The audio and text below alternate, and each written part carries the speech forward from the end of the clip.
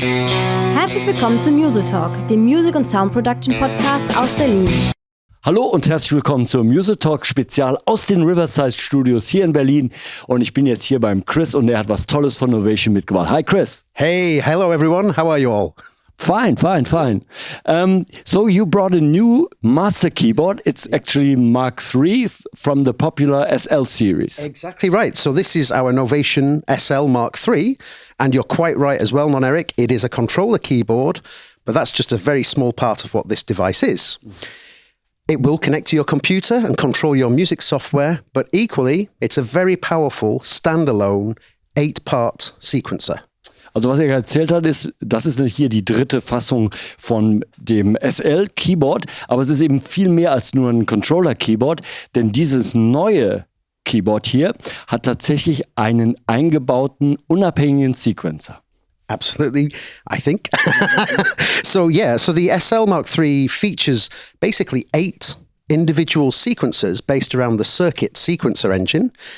Each of the 8 parts has 8 voices or 8-note polyphony for each step. And it's a very powerful way to be able to control all of the gear that we have set out on the table here in a completely standalone fashion. You can connect to the computer or you can just use it for standalone use as well. Er sagt, dieser 8-Kanal-Sequencer kann bis zu 8 Parts, also 8 verschiedene Stimmen gleichzeitig steuern und macht das auch unabhängig von Computer. Der läuft also quasi komplett autark. Ist so ein bisschen ähnlicher Sequencer wahrscheinlich wie in der Monostation und in anderen Produkten schon verbaut ist. So let me just show you a very quick way of how we can start to use it. So you see on the top here we have 5 screens. And we have some really nice feedback from these 5 screens. And you can see I have my labels here for each of the individual pieces I have. So for example, here is my peak, here is my preen FM, here's my no coast, and I can easily move between all of the parts very quickly. So here I've set it to this one, which is Auto Boom. And I have my Auto Boom device here, but equally I have my SP404 providing me with a few drum samples. So okay, let me just explain. Also was er gemacht hat, ist, er hat hier quasi auf diesen Displays die verschiedenen Geräte, die er damit ansteuern kann. Er hat jetzt hier mehrere Sachen am Start. Er hat einen Peak am Start, einen SP404 und kann die jetzt alle komplett hier von diesen Displays und von den Tasten hier steuern. So so I've now got an empty session here, and I've got my Auto Boom being controlled by the SL, and I've got my drum sounds being played here as well. And what I can easily do is just simply press a step, and just put a step down there. And if I hit play now, we're muted. Let me just unmute on the top panel here. So there we go. We've got a basic sequence running, and now I want to add a snare maybe, so I'll find the sound. There we go. Add some hi-hats. I'll move up an octave. I think they're about here. So you can see you can very quickly build up a sequence of events directly using the steps, or alternatively, I can hit play.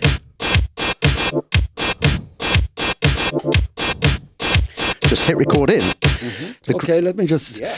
Also was er hat, ist im Prinzip ein 8-Spur Pattern Sequencer, ihr habt das vielleicht gerade gesehen, er kann also entweder hier einfach reindrücken, hier ein Instrument auf dem 404 selektieren, dann hier den Button drücken, dann wird er hier programmiert, aber er kann es natürlich auch ganz konventionell einfach einspielen, indem er hier auf Aufnahme geht und entsprechend einfach einspielt. One question I have, ich habe ja noch eine Frage dazu, ob das jetzt ein multitimbraler Track ist oder ob der jetzt auf diesem Track alle Instrumente gleichzeitig spielt und dann im Prinzip nur eine Spur hat. So is this actually multi-timbral? Was this just one track of the 8 that you're using? This is just simply one track, and each of these steps can have 8 separate notes. So it's an 8-note polyphonic sequencer per each part. So I mean here I have a snare and a kick. There's just the hi-hat, so they're just individuals, but I can layer the sounds up quite easily on here as well. So er kann für jedes Pattern bis zu 8 Parts, also 8 Instrumente pro Sequenz oder Pattern programmieren.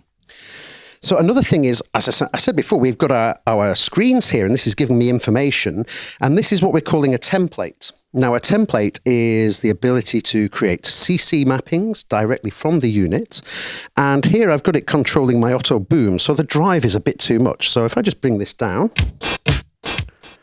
I can just then start to play around with the levels a little bit here, maybe. There we go, sounding a bit better. So, yeah, basically I can control this device. Now, let me just show you very quickly on another track, the same sort of thing. Just a question. Also er hatte jetzt gerade gesagt, er kann also hier über die Drehregler und die Displays diese Geräte, die hier stehen, steuern. Zum Beispiel die SP404 oder den Peak. Frage ist das jetzt automatisch schon da drin programmiert? Oder wie kommt die Anpassung da an den Start? Das frage ich jetzt mal. So, is this already a default preset setting for these instruments that I can load, that you provide, or can I do it myself? You can completely customize all of the templates. When you get the SL out of the box, I think there'll be about 20, maybe 24 different presets that we've created. But if you want to create your own presets as well, we have here on the computer screen our component software. Okay, also man kann die tatsächlich individuell programmieren. Es gibt etwa, er wusste es nicht genau, zwischen 20 und 25 Templates, die schon fertig sind. Aber man kann eben mit dieser Software, der Novation Component Software, seine eigenen Templates für alle Geräte, die es da draußen so gibt, Synthesizer, Drum Machines, selber erstellen. Exactly. And in here, of course, we can switch these on. And this allows me to choose what sort of control I want. So I have CC, NRPN, note, program change, song position here on the rotaries. I can access the faders as well, and again, choose whether I want CC, NRPN, program change, even channel pressure or poly aftertouch. And I can create my own mappings quite easily and then just send them into here. And then if I go to my templates page here, I have a list of templates that I can just choose, and we'll go back to the peak because that's the way it's set up. So yeah, so we've got full control over these devices. But one thing that's really nice about the templates that we can use and the controls that we use, well, firstly, I can see my MIDI routings on here as well. So I can choose for MIDI to come from USB, the DIN 1 or DIN 2. We have 2 MIDI outs. CV and gate, I'll come to that in a moment. And our MIDI control channel there. But I also have... So let me just mute those drum parts and I'll just put a couple of chords on here. And then, so let's go back to my patterns because we're running on 2 patterns. Let's go to this one. I think it should be correct. No, maybe it was the first one. Let's go back. Yeah, so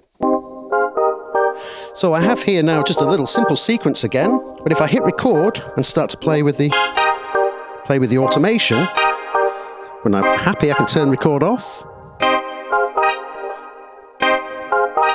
Maybe I want to add some reverb control.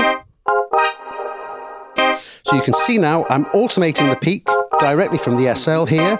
And I have 8 automation lanes for each of the 8 parts that we have on here. So it's a very powerful controller. Also kann hier eben auch den kompletten Peak fernsteuern über also er kann es frei belegen, alles super steuern. Meine Frage wäre jetzt gewesen, ob man die Displays, ich meine, ich hätte das eben gesehen, die Displays sind ja jetzt hier alle für den Peak. Frage ist, ob ich für diese 8 Spuren jeweils individuell ein anderes Instrument auf die Displays legen kann. What I now see is that you have got all the parameters of the peak on your 4 displays here. Yeah. Can I also have one display for each of the instruments so I could control 4 instruments simultaneously? On the same page? No, but to move between them is super easy. So for example, I'm going to go to my no coast here. Just simply press on there, and now I can automate the no coast. And of course, I'm doing this via CV and gate.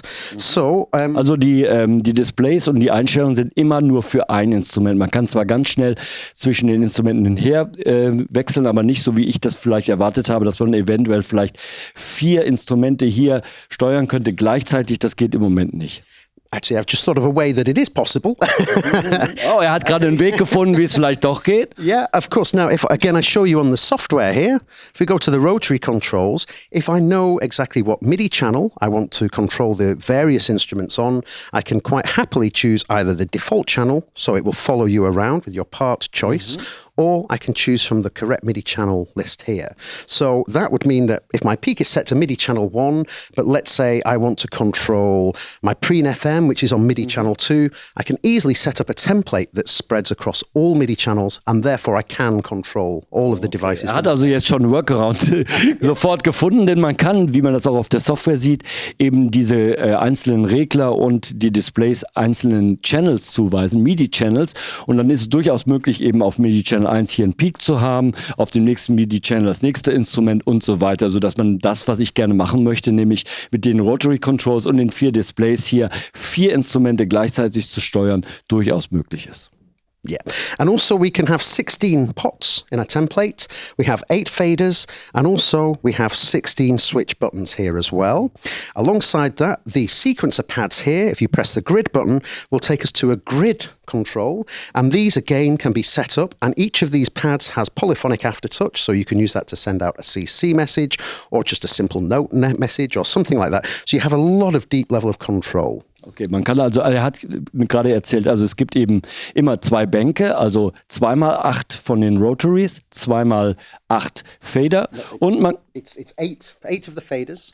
Yes. So 16 of the pots, 8 of the faders. Okay, also nur 16 Drehrädler, einmal nur die 8 Fader, aber die Touchpads hier können auch für Controller benutzt werden und sind auch polyphon. Yes, polyphonic aftertouch, yes. Polyphonischer Aftertouch, ja. That's the one, yeah.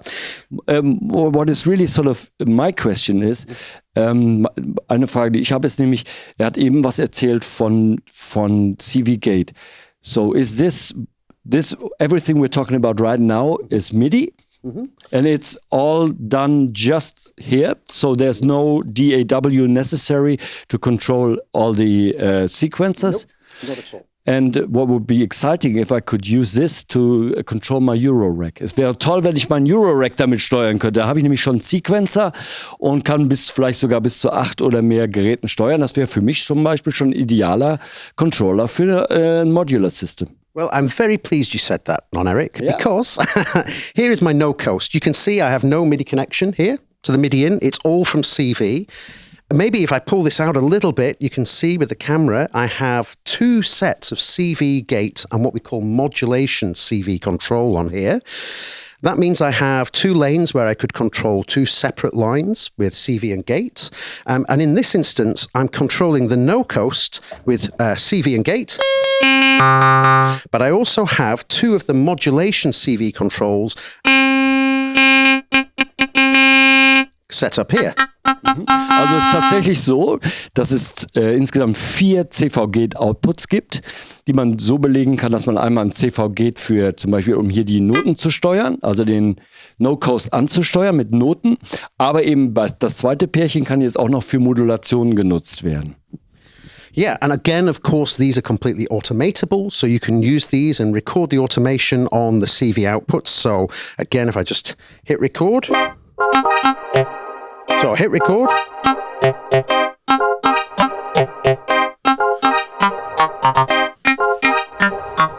I should probably have tuned the no coast first, but...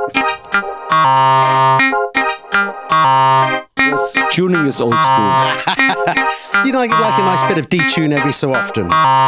But you see the power here that we've got is that I am directly connected into that modular world via CV and gate, and also I have 2 dedicated automation controls also for my CV and gate devices. So this box really, well, this sequencer, I should say, really connects to all types of things. On the back, we have a USB connection, so I'm connected into Ableton, but Ableton is not making any of the sounds at the minute. We're not controlling Ableton at all at the moment. I have MIDI outputs, and I have 2 MIDI outputs, so I can choose for through or MIDI out 2. I have my 2 lanes of the CV gate and modulation control as well, and we also have an analog clock. So this really will speak to any type of device and is a full-blown sequencer, very powerful sequencer for controlling those instruments. Also das heißt, er hat 2 MIDI-Outputs, dann noch CV-Gate für 2 Kanäle und kann noch über USB-MIDI machen, sodass man also quasi die ganze Welt miteinander kombinieren kann. Man kann also sowohl, da habe ich das richtig verstanden, DAW-Controlling machen, man kann ohne DAW Synthesizer steuern mit dem Sequencer und kann das Ganze sogar noch mit Modular-Systemen kombinieren. Indeed. Here we also have mute and solo controls for the 8 parts as well, so I can choose to mute or solo devices. Whilst things are soloed, I can create new mute groups as well. So this is a nice way to be able to make the arrangements with your instruments and parts. And one thing else I will show you is on the pattern settings. Also hier oben gibt es noch die Möglichkeit, einzelne Spuren Solo zu schalten.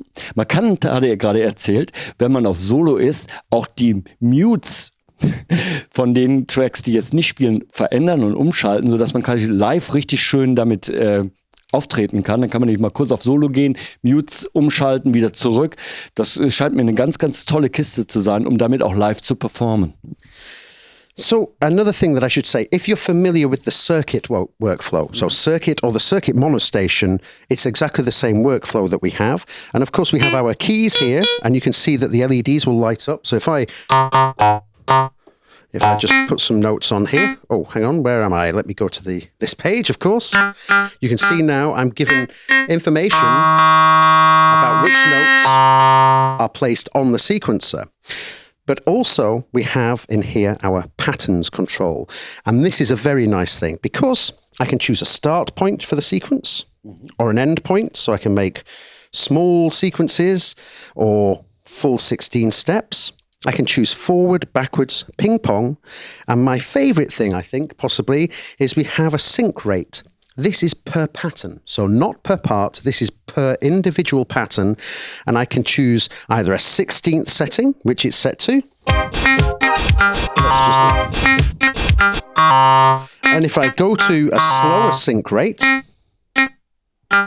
obviously now it's half speed, but I can go to quarter speed. Er zeigt gerade irgendwie, dass man hier noch die Sync Rate für die einzelnen Pattern umschalten kann. Es wäre meine Frage gewesen, meint er nicht vielleicht sogar Parts? Denn es wäre ja sicherlich spannend, wenn man die einzelnen Spuren des Sequencers mit unterschiedlichen Sync Rates belegen könnte. Are you sure you're talking about one sync rate per pattern or per part? Per pattern, absolutely per pattern.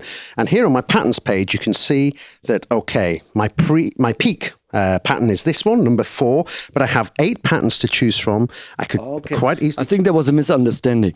Also ich hatte ihn ja gefragt, ob das funktioniert pro Part. Damit habe ich gemeint, jede Spur des Sequencers. Aber das war jetzt ein Missverständnis. Er meint tatsächlich auch jede Spur. So each individual instrument and part of the pattern. No. Each part. Each individual part. Let me show you. So I think there's a problem between what you call a pattern and what you call a part. So let's say a track. Okay. No, not at all. It's per pattern. Let me show you. This pattern here, if I go to my sync rate, is set to a quarter. Let's go back. This is the same track. This is the no coast track. Let's go to this pattern. Let's just take a look. Sync rate of 16. Okay. So it is per pattern, not per part. We call a part is basically a track, but the pattern on each part, we have 8 patterns. And each of these individual patterns can have a completely different set of settings. Okay. Ist sogar noch weiter. Also ist nicht so, also da haben wir uns ein bisschen missverstanden, beziehungsweise eine andere Terminologie benutzt. Was es tatsächlich kann, ist pro Spur des Sequencers in jedem dieser Pattern, die ja auch nochmal 8 sind, für jedes individuelle Pattern in der Spur eine andere Sync Rate, also noch deutlich flexibler. I don't know of anything else that can actually do that on the pattern level, so it's very powerful. And of course, if I decide that I want all of these to be a low sync rate, say a quarter instead, this means now we have 8 times 4, 32 bars worth of pattern on one part. But as I say, completely, this could be set to something completely different to this. And yes, it's per individual pattern, not per part. Cool. Yeah, I think so. Anything else? Well, yes. I mean, that's kind of the sequencer, but we do have other things that I think are really nice as well. So, for example, we have a zones setting here as well. Now, I've got lots of zones set up on this. So what I might do is I might just set up a couple of zones to show you. I'll do this initially. Now, let's go to Ableton Live now, because we have Ableton here, and I've set up two particular templates, and if I go to my MIDI page, I can see here that this one is set to channel 6, this one is set to channel 7. Now, on Ableton here, I have a piano sound and a string sound receiving from channel 6 and from channel 7.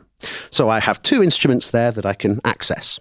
So if I go to my zone setting now, and we have zone 1 here, and at the moment this is the full range. So let's just bring this down so we use half the keyboard. So destination part, well, let me just remind myself, this is part number 5. So let's put this onto destination part 5.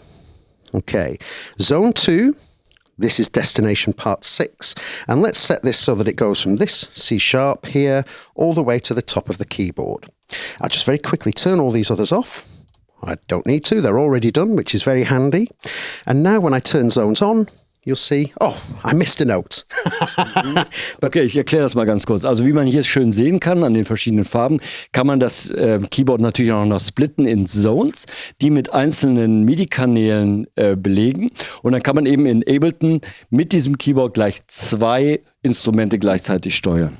So, if I calculate correctly, we've got a piano sound coming in on the piano setting here and here. I have no sound. Okay, let me go to In Control and turn on Record Enable. I'll come to In Control in a moment, but now...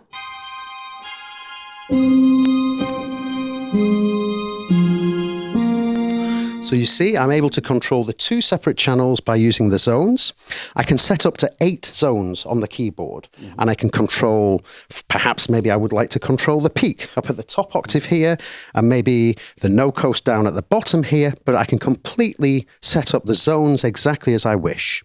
So that's a very powerful way for a live performance setting as well. So if I want to control several different instruments at one time, I can easily do it by making zone mappings on the keyboard. Wow. Also, man kann, wie gesagt, das ganze Teil eben auch aufteilen in verschiedene Zonen. Man könnte hier oben noch einen Peak ansteuern und von daher ist das eigentlich ein geiles Keyboard, gerade für live, weil man so viele Sachen gleichzeitig hiervon steuern kann.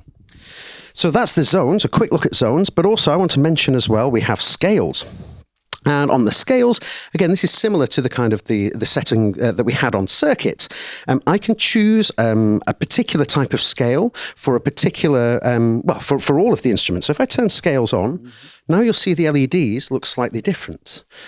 If I just go back and choose, let's go for the piano sound again, because that's a nice one to demonstrate it with. But here, so if I try, I'm in C natural minor at the minute, so we know a C sharp is not in C minor. See, it forces it to the next note. Okay. Ich erkläre mal ganz kurz. Die Möglichkeiten kennt man schon so ein bisschen von den Circuit-Sequenzern, dass ich hier tatsächlich einzelne Tonarten einstellen kann. Und man sieht das hier sehr schön. Zum Beispiel hier C. Und ich muss mal gerade gucken, was das für eine Tonart ist. In C, genau, dann haben wir hier eben kein Cis. Und dann wird es automatisch auf D geroutet. Das heißt also für alle die, so wie ich, die so kleine Techno-Keyboarder sind, ist das natürlich eine super Hilfe. So you can always be in key, but you're quite right. You can be forced to play the right note, but you have other settings as well. You could make it filter. So now it will not sound the note. Or finally, we could set it to display only. And it is still available, but you can see on the LEDs above that that is not the right note to be in that scale, but you still have the full chromatic range. So that's the scales mode as well. Now, the sort of final thing on the keyboard in the standalone mode to talk about is the arpeggiator as well. So I go to my arpeggiator. I'm going to put this onto part 5. And in the arpeggiator, if I just turn this on, I'll just put all the steps on. And let's go to the length, make it 16. So I have a kind of a nice kind of thing going on there. I wonder if we've got some, it sounds like we've got a bit of swing perhaps. No? Okay. Oh no, it's just my playing. So let me go back to the arpeggiator page. So I can choose the length of an arpeggiation. I can choose the style of it. This is played, we can go up and down. I can choose again the sync rate. of the Arpeggiator. So I've got a lot of control here and I can turn steps on and off. So it's almost like having a second sequencer. Also der Arpeggiator ist so ein Standard-Arpeggiator, habt ihr ja gehört, was er so ein bisschen erzählt hat, falls ihr das verstehen konntet. Interessant ist tatsächlich, dass man einzelne Steps in dem Arpeggiator aus- und anschalten kann, sodass man ihn quasi nochmal wie eine weitere Sequencer-Spur nutzen kann. So we have a single arpeggiator in here and we can attach that to either the selected part or we can attach it to a dedicated part. And again, I'll just set it here to the fifth part, which is that piano sound. So those are some of the things that we have on here. Another quick thing to mention is we, again, use sessions. This is a brand new unit and I've not turned the save function on yet. So do that when you get it out of the box. But I have 64 sessions. And a session is a collection of 8 parts, each with 8 patterns. And, so basically that is kind of the overall save, if you like. We save things as sessions. And then I think another important thing to mention, of course, is the control for the computer. So far, everything that we've done has just been directly with the hardware. Okay. Also ganz kurz noch, es gibt noch die Möglichkeit, hier Sessions abzuspeichern. Das ist im Prinzip eine globale Abspeicherung von allen Funktionen, inklusive der Patterns und der Sachen. Da kann man also einzelne Sessions dann abspeichern, die dann sofort mit einem Knopfdruck wieder aufgerufen werden können. Alles, was er uns bis jetzt gezeigt hat, läuft komplett autark auf diesem Gerät. Dafür brauche ich keinen Computer. Jetzt bin ich mal gespannt, was er mit dem Computer noch so anstellen kann. So, yeah, now we get onto the controller keyboard part of the whole thing. Okay. So, and we use a system that we call In Control. This first appeared on the Launch Key series of controllers. And if I press the In Control button, you'll see now I get taken straight here to an Ableton setup. Mm-hmm. And we will have deep level, script level control over Ableton. We're also working very hard on a good script level control for Logic as well. If you're a Cubase, Pro Tools or Reaper user, there will be HUI control. But it's also important to mention that if you're a Reason fan, also we have very deep level script control over this as well. Mm-hmm. So I have Also für Ableton, yes, Ableton, Reason. Logic. There will be deep level script control. Dafür gibt es schon fertige, die bis in die tiefsten Ebenen reingehen, Steuerungsmöglichkeiten für die 3 Programme. Für die anderen wird es so ein HUI-Protokoll geben, so ein Standardprotokoll und wahrscheinlich in Zusammenarbeit mit anderen Herstellern oder mit diesen Herstellern vielleicht hoffentlich dann auch noch Deep Level Control. Deep level, indeed. So here I am in Ableton, of course, and you can see here now at the moment my grid is representing, let's say, the clips, and I can move up and down. I can just turn off these record enable so you can see, but if I want to launch a clip, we can easily do so there. Launch another clip here, and I can now use obviously the faders as you would expect, which is nice. If I want to stop the clips, I'll press Shift and just press stop here. They're stopped. And of course now my screens also give me some nice information about the different devices that we have. So let me select the piano track, and you can see now I have my parameters for the plugin. And if I just show you the plugin, which is a really wonderful free plugin that your subscribers should know about from Spitfire, a really lovely piano sound. But instantly now I have control, for example, over my reverb here, have control over some dynamics here. If I very quickly load in, let's say, an autofilter. Was hier gerade gezeigt hat, ist also eine tiefe Integration in Ableton. Man kann hier die Clips steuern und hat auch gleich hier oben über die Displays Zugriff auf die verschiedenen Instrumente in der Session. And obviously now I've just very quickly, if I just move the plugin out of the way, I've very quickly thrown in an auto filter as well, just to show you it's super easy to navigate your way between all the different instruments or plugins that you have on a lane. Er zeigt jetzt mal, wie man zwischen diesen verschiedenen Plugins wechseln kann vom Controller aus. So I press the options button, and now on my screen here I'm told the plugins that we're using. So I have the Labs on bank 1 here, and I have my auto filter. Let's go to the auto filter. We open up the auto filter, and now I can easily make changes directly on the filter plugin there. So hat man glaube ich gerade gesehen. Man kann also Option drücken und dann hier einfach die entsprechenden Plugins auswählen und er folgt dann auch auf dem Bildschirm, sieht man ja. Mhm. Sehr gut. So, yes, now obviously alongside this as well, if I press the options button, you see I can now set the pan controls here. of course, as you would expect. I also can control the sends. And at present, I only have 2 sends on here. So obviously I can use these to send A. If I move down, now I'll control send B. And of course, the more sends that I add into my track here, I can access all of those as well. On this side, on the in control mode for Ableton, I have mute buttons. Oh, actually, I beg your pardon. These are the mute buttons up at the top. I have solo buttons as well. And also, if I move down, I have record enable, and I can record enable a couple of tracks at the same time, happily. Or I have control over my monitor switch as well. Also kann da oben jetzt die Tracks auswählen, kann sie muten, solo schalten und auch in Aufnahme versetzen. Yeah. So another thing you might see here in my options menu, I have capture. This is a really nice feature. So if I just play a couple of notes, let's see if we go just monitor that so we can hear it. Oh, I've got the Arpeggiator on. But that's quite nice. Maybe I would want to make some music from that wonderful little thing. I have capture here, and if I press capture, it will create the new feature from Ableton is to use capture to capture all the MIDI information that you've just previously played. I didn't hit record on here. I pressed the capture button, and now I'm able to instantly create a clip with my little noodles.